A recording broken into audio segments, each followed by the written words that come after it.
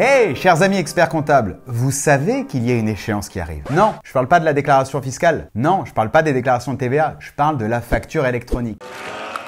Encore une facture, j'en peux plus de cette paperasse administrative. Alors dans cette vidéo, je vous partage 5 choses que vous pouvez faire dès maintenant afin d'éviter le Big Bang qui va venir secouer tous les business models des cabinets. Vous êtes prêts? C'est parti. Pour moi, avant de commencer, la vraie question elle est de se dire où est-ce que vous voulez emmener votre cabinet d'expertise comptable dans 5 ans? C'est le premier exercice à faire. Demandez-vous si vous êtes seul, qu'est-ce que vous aimeriez vraiment faire dans 5 ans? Et si vous avez des associés, posez la question où est-ce que vous voulez emmener le cabinet dans 5 ans? C'est indispensable puisque dans 5 ans, vous le savez, je le sais, tout le monde le sait ici, la facture électronique sera dans toutes les entreprises. Donc ça déjà, premièrement, c'est cadeau, c'est la première question. Maintenant, réellement, qu'est-ce qu'on fait lorsqu'on veut transformer aujourd'hui son cabinet pour dans 5 ans? Premièrement, on va commencer par repenser la segmentation de son cabinet d'expertise comptable, la segmentation de ses clients. Oui, tous vos clients ne sont pas les mêmes. Et c'est maintenant l'occasion pour vous de venir regarder chacun d'entre eux, où ils en sont de leur niveau de digitalisation, quels sont leurs secteurs d'activité, quelles sont leurs équipes et de quoi ils ont réellement envie. C'est vraiment le premier travail indispensable que vous pouvez faire aujourd'hui dans tous vos cabinets. Pour ce faire, c'est, je dirais, quasi simple puisqu'il faut passer du temps sur l'analyse de votre portefeuille, bien identifier qui veut quoi, qui fait quoi, qui a besoin de quoi. Ça, c'est le premier point pour anticiper le passage à la facture électronique dans tous les cabinets. Deuxième point, il est indispensable de repenser dès maintenant l'ensemble des offres du cabinet. Pourquoi? Puisqu'en fait, il y a encore une grande majorité du chiffre d'affaires des cabinets, qu'on se le dise, qui est fait sur la base de la production comptable. Alors non, loin de moi l'idée de vous dire qu'il faut faire du conseil, etc. À partir du moment où la facture électronique est généralisée, pourquoi voulez-vous que les entrepreneurs, les organisations au sens large, continuent d'accepter de payer pour quelque chose qui sera automatisé et où de nombreux éditeurs, si ce n'est l'État, communiquera sur le fait que ça passe automatiquement dans les tuyaux? À ce moment-là, c'est maintenant l'opportunité pour vos cabinets de repenser les offres puisque vous avez d'ores et déjà la confiance, alléluia, de tous vos clients. Et pour ce faire, voilà ce que je vous propose. Premièrement, c'est de repenser la mission que vous avez avec vos clients sur la base de la proposition de valeur. C'est indispensable de se poser réellement la question de dire, ok, quelle est la valeur que j'apporte à mes clients? Est-ce que c'est du gain de temps? Est-ce que c'est de la tranquillité d'esprit? Est-ce que c'est une assurance? Il existe encore plein d'autres choses possibles. Mais dans tous les cas, c'est indispensable de se poser de la question de la proposition de valeur que vous apportez à vos clients. Deuxième chose à faire pour repenser les offres, ça va être de potentiellement les marketer de telle sorte à ce que vous puissiez proposer 3 offres. C'est ce qu'on appelle l'offre à 3 options. Une offre ultra premium, l'offre que 80% de vos clients prendront, l'offre populaire du milieu, celle qui propose le meilleur rapport qualité-prix selon vous, et puis la troisième offre, la moins chère, la self-service. L'avantage de l'offre à 3 options, c'est que vous n'avez plus de sujet de négociation à faire avec vos clients choisissent eux-mêmes l'offre qui leur correspond le mieux et au moins tout est très clair et tout est très bien défini dans ce que vous allez faire. Donc, la deuxième chose à faire pour anticiper la facture électronique, c'est de repenser vos offres. La troisième chose à faire pour transformer votre cabinet d'expertise comptable aujourd'hui avant que la facture électronique arrive, c'est d'auditer en interne quelles sont les compétences que vous avez et qui veut transformer le cabinet puisque, soyons francs, il n'y a pas d'autre mot, on est sur une transformation de business pour être prêt en 2024, en 2025, en 2026. Pour ce faire, 2 options. Première option, c'est de réunir toute l'équipe du cabinet pour en discuter déjà ensemble et pour savoir qui veut faire quoi. Deuxième option, c'est d'imposer de façon descendante, paf, qui va faire quoi. Alors évidemment, si vous me demandez mon avis, je choisirais d'un point de vue managérial la première option. Vaut mieux pour embarquer toutes les équipes avec vous, d'avoir le côté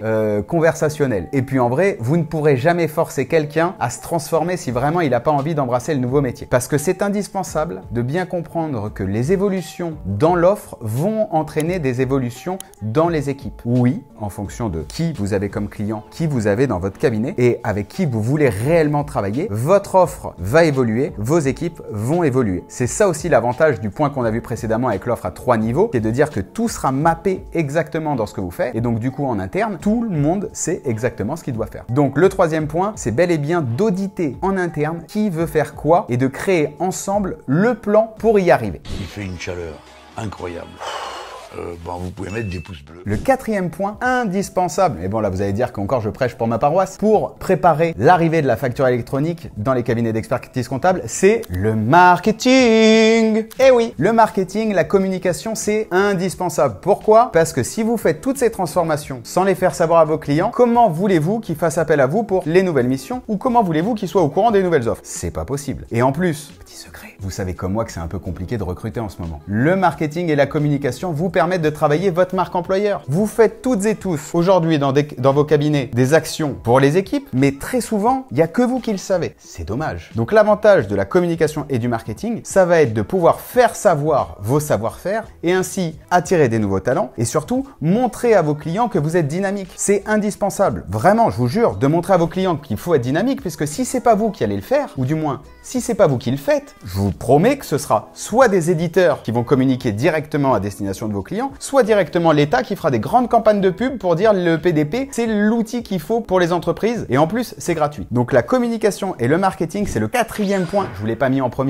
parce que je voulais garder un petit côté, on va pas se faire d'auto-promo. Mais en tout cas, la communication et le marketing, c'est le 4e point totalement indispensable pour préparer l'arrivée de la facture électronique. Et le 5e point pour préparer la facture électronique, c'est le plus pragmatique de tous. Il s'agit, dès la fin de cette vidéo, s'il vous plaît, mettez-le moi en commentaire, quels sont les objectifs SMART simples, mesurables, atteignables, réalistes et temporaires que vous allez vous fixer. C'est indispensable. Beaucoup de choses indispensables dans cette vidéo. C'est incroyable le nombre de choses indispensables que j'ai pu dire dans cette vidéo, bordel! Fais chier ces tics de langage. Dites-moi en commentaire, je suis vraiment preneur de vos retours, quels sont vos objectifs SMART pour mesurer l'arrivée de la facture électronique et surtout mesurer en fait les actions que vous allez faire pour anticiper. Un exemple, ça pourrait être en objectif SMART de dire ok, arrivé au 1er septembre, j'ai fait la segmentation de tout mon portefeuille client et je sais qui a besoin de quoi. Exemple très simple, on n'est pas obligé de partir sur des choses très compliquées. Le but par contre, c'est que ce soit un document qui soit écrit, qui soit partagé pour que tout le monde sache exactement où va le cabinet face à cette transformation profonde. Voilà ce qu'on pouvait dire sur les 5 conseils pour anticiper dès maintenant l'arrivée de la facture électronique parce que 2024 c'est demain et n'attendons pas d'être au pied du mur s'il vous plaît, n'attendons pas d'être en janvier 2026, il sera trop tard. D'ailleurs, c'est l'occasion pour moi de vous renvoyer vers un webinar qu'on a fait sur le sujet de la facture électronique, justement, ça tombe bien, sur comment en faire d'une vraie contrainte, en fait, une formidable opportunité pour vous avec des conseils côté cabinet et des conseils côté client. Voilà, vous retrouvez le lien juste là. Et d'ailleurs, même moi, je vais vous proposer certainement sur cette chaîne YouTube, abonnez-vous! Plein d'autres vidéos à ce sujet et à plein d'autres sujets pour que vous puissiez mieux vivre l'expertise comptable et transformer dès maintenant vos cabinets par rapport à tout ce qui va arriver demain. Abonnez-vous à cette chaîne si cette vidéo vous a plu, partagez-la au plus grand nombre parce que plus on sera de monde à voir ces vidéos, à écouter le podcast de l'Accounting Business Club, et bien plus on sera de monde à pouvoir faire évoluer nos organisations et améliorer la vie en cabinet d'expertise comptable. Je vous dis à très vite pour de prochaines vidéos. Ciao!